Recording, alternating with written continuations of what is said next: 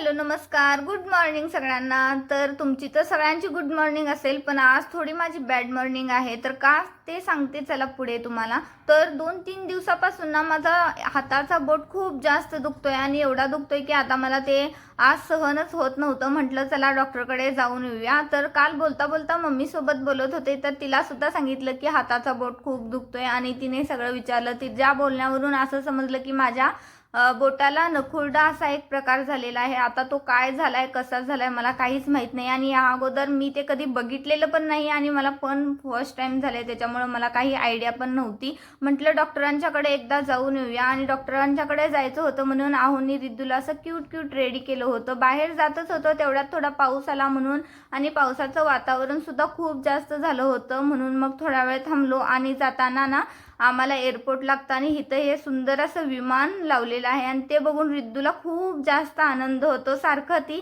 येता जाता आम्हाला सांगत असते की मम्मी बाबा हे बघा विमान लावले, किती छान एरोप्लेन आहे असं ती म्हणत असते। तर म्हटलं तुमच्यासोबत सुद्धा शेअर करूया।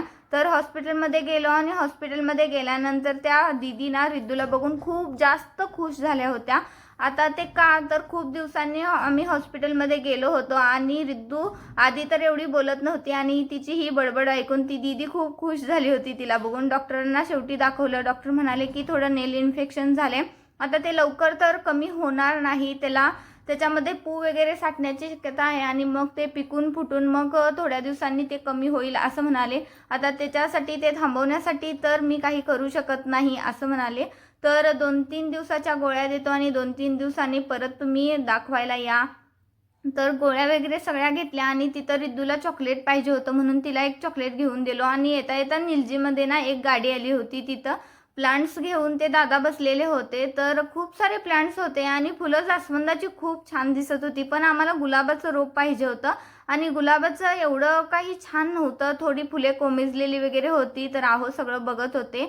तर त्यांना ना कुठे पण गेल्यानंतर प्लांट हवेच असतात आणि पाहिजेच त्यांना घ्यायचेच असतात ते, म्हणून मग मी म्हटलं की आता एवढे चांगले नाही तर नेक्स्ट टाइमला घेऊया।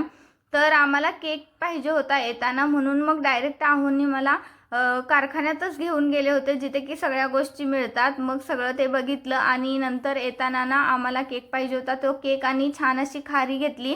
तर माझा हा व्हिडिओ कसा वाटला नक्की सांगा आणि आवडला असेल तर लाईक शेअर सबस्क्राईब करा, फॉलो करा। धन्यवाद।